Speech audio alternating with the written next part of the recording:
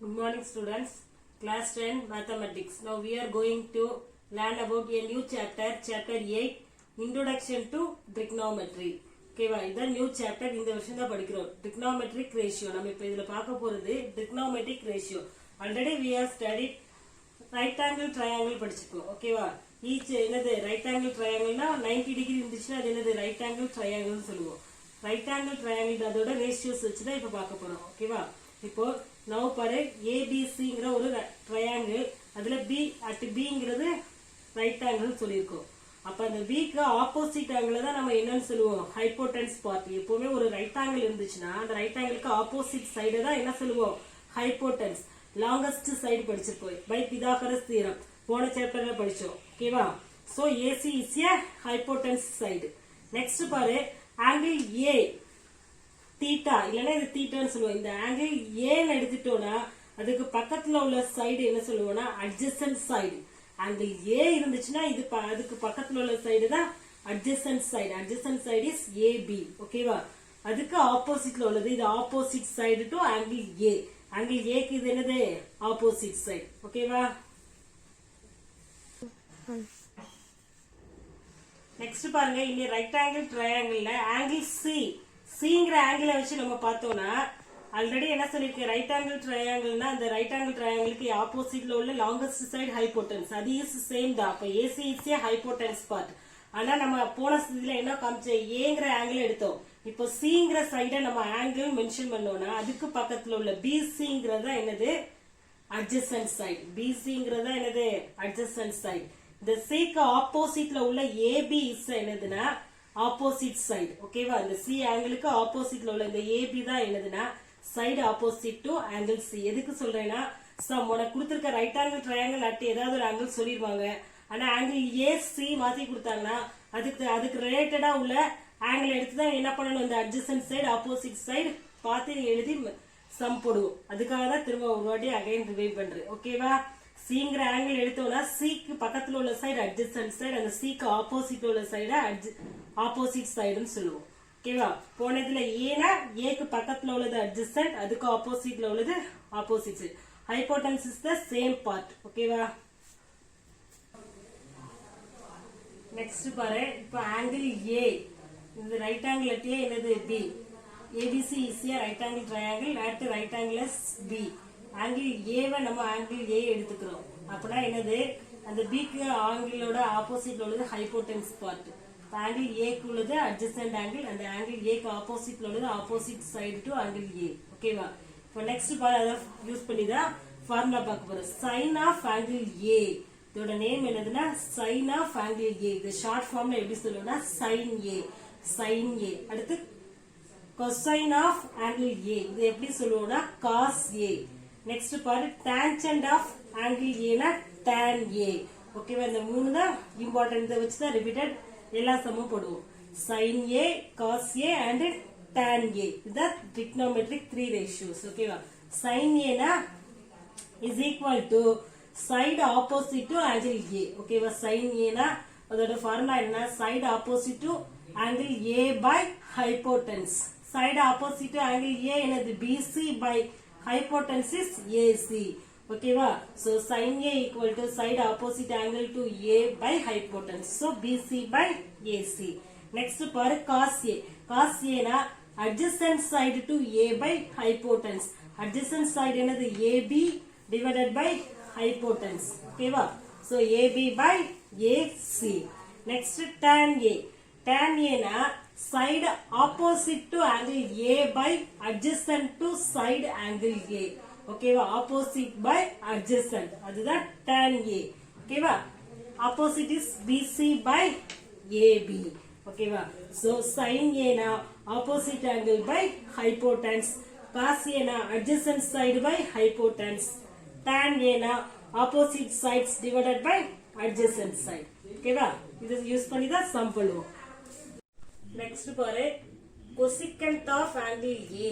cosecant of angle A ஓட short form cosecant A. இந்த cosecant A ஓட 1 by sin A. sin ஓட reciprocal தான் cosecant A. ஓகேவா cosecant A னா என்னன்னா 1 by sin A. நெக்ஸ்ட் பாரு secant of angle A. secant ஓட ஷார்ட் ஃபார்ம் secant a ஓகேவா சோ secant a எதோட இன்வெர்ஸ்னா cos a ஓட ரெசிப்ரோக்கல் ஓகேவா so secant a equal to 1 by cos a next cotangent of angle a அப்படினா cot a எதோட இன்வெர்ஸ்னா tan a ஓட reciprocal so 1 by tan a so cosecant a na 1 by sin a secant a na 1 by cos a cot a na 1 by tan a அப்ப இதோட ratios எப்படி இருக்கும்னா cosecant a equal to sin ஓட reciprocal தானே so sin அப்படி மாத்தி எழுதுறோம் அப்ப AC by BC அப்போ hypotenuse by opposite sides தான் cosecant a secant a னா இதோட cos a ஓட reciprocal so hypotenuse by adjacent side அப்பனா AC by AB cot a னா tan a ஓட reciprocal so adjacent side by opposite side equal to AB by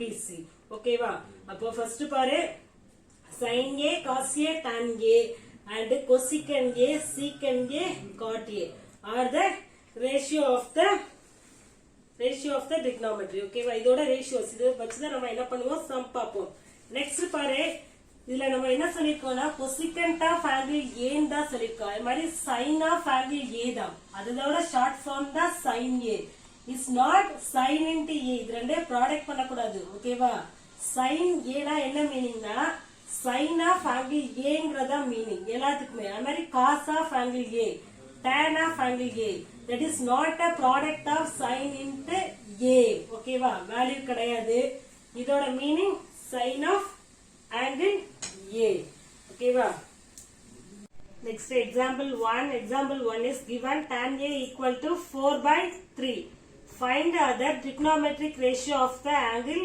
a other trigonometric ratio என்னன்னு find out பண்ணனும் ஓகேவா என்ன கொடுத்திருக்காங்க given tan a மட்டும் கொடுத்திருக்காங்க trigonometric ratio என்னதுன்னு சொன்னேன் cos a sin a cosecant a secant a tan a find out பண்ணனும் ஓகேவா இப்போ நம்ம பார்க்க போறது கொடுத்திருக்க given வந்து tan a மட்டும் தான் tan a equal to 4 by 3 tan a எவ்வளவு ரேஷியோல இருக்குன்னா அப்ப 4:3 அதோட மீனிங் என்ன வேல்யூ கிடையாது அதோட மீனிங் என்ன 4 by 3 னா 4:3 ரேஷியோல இருக்கு ஓகேவா சோ நம்ம என்ன எடுத்துக்கலாம் 4k 3k ன்னு எடுத்துக்கலாம் where k is a some positive integer ஓகேவா ஏன்னா அது ரேஷியோல தான் கொடுத்திருக்காங்க இப்போ நெக்ஸ்ட் பாரு tan a னா a தான் tan a ன்னு சொல்லிருக்காங்க அப்ப angle a தான் எடுத்துக்கணும் அப்படிதானே tan a தான் சொல்லிருக்காங்க அப்ப angle a ஓகேவா ரைட் ஆங்கிள் தட் என்னது b அப்பனா angle a னா அதுக்கு பக்கத்துல உள்ள angle தான் adjacent அதுக்கு ஆப்போசிட்ல உள்ளது opposite angle ஓகேவா அப்ப இப்ப பாரு tan a equal to என்னது நமக்கு opposite by அதோட ratio opposite by adjacent so opposite side to adjacent side ஓகேவா அப்ப BC by AB தான் அப்ப BC தான் 4k and AB is a 3k எதுக்கு k போட்டுக்கோனா இது ரேஷியோ ஓகேவா இந்த tan a யோட வேல்யூ BC சைடோட வேல்யூ கிடையாது அது ரேஷியோ தான் கொடுத்திருக்காங்க அதோட வேல்யூ வேணும்னு தெரியாது சோ நம்ம ரேஷியோல தான் எழுதிருக்கோம் அதனால தான் sum 4 into k 3 into k where k is a positive integer எடுத்துக்கிறோம் so tan a equal to 4 by 3 tan a னா என்னது opposite by adjacent so is equal to BC by AB ஓகேவா so BC equal to என்ன எடுத்துக்கலாம் 4k and AB equal to 3k where k is a positive integer ஓகேவா இப்ப hypotenuse பார்த்து AC என்னன்னு கண்டுபிடிச்சாதான் other ratio நம்ம எழுத முடியும் சோ hypotenuse பார்ட் ஆல்ரெடி நம்ம ஒரு ரைட் ஆங்கிள் ட்ரையாங்கிளா இருந்துச்சுன்னா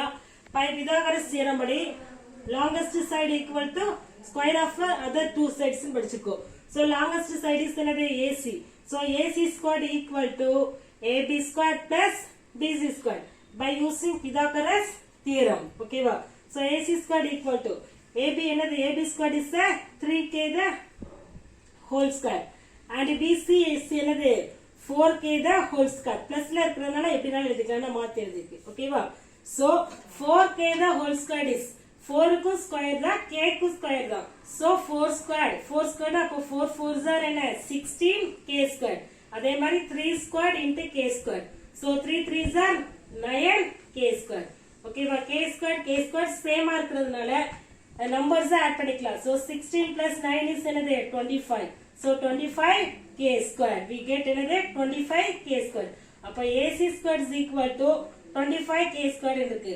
இப்போ என்ன பண்ணே both sides square root on both sides எடுக்கலாம். So square root on both sides. Square root எடுத்தனா AC equal to root of 25 into K squared ன்னு கிடைச்சிரும்.